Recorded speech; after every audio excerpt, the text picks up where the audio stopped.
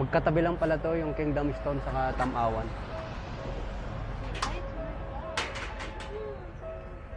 Hello. Magkano po, ma'am? 60 pesos each.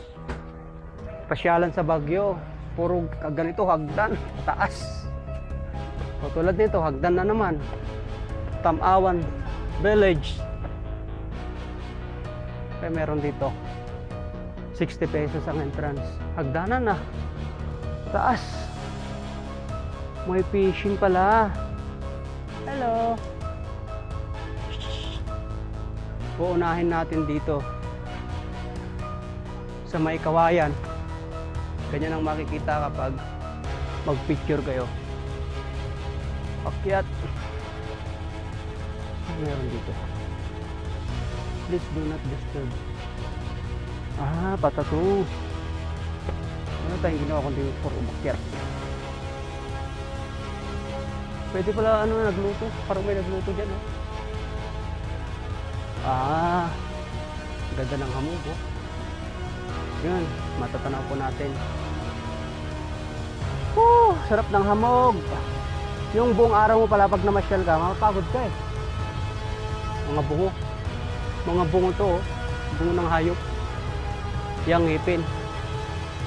Tapos may view deck dito. View deck. Kubo. Yan ang makikita natin pag umupo tayo. Ito. Tignan nyo to, kaloko.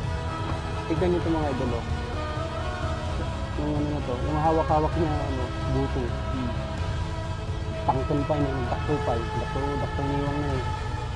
Tapos buto, maligid naman na yun.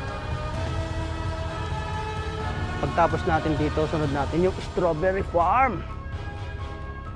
Yan o, view deck 2, hiking area. Tinuturo dito banda. Biurik. Tapos may muka. May muka siya. Wag na tayong bumaba kasi papawad umakyat eh. Ang ganda rin dito. Makaka-relax. Ang pasyalan nila dito, puro akyatan pababa eh. Talagang pinapagod nila tayo. Magbabayad tayo ng 60 pesos. Tapos papagurin nila tayo rito. Alright. Itong hinahanap natin eh. Kapaguran eh, di ba? Ni dasamrid ni. Ay, samrid. Nagkatulata. Itong makikita natin, Tamawan Village. Malinis naman siya, kaya okay. Hindi naman siya yung nakakatakot, no? Malinis siya. Kubo. Ito siya, kubo. Baba tayo. Dapat di ako nagpantalon, nag-short lang kasi mauuli naman tayo. Matarik! Ah, ito pala yung bridge. Oh. Okay din, no? Tapos, kubo. Kaya, pahinga tayo rito, kubo. Okay mga tol, wala na tayong puntahan rito sa Tamawan. Kubo-kubo lang siya, puro hagdan, may mga halaman, puno. Maganda lang siyang akyat-akyatin, no? Siyempre, pasyalan niya eh.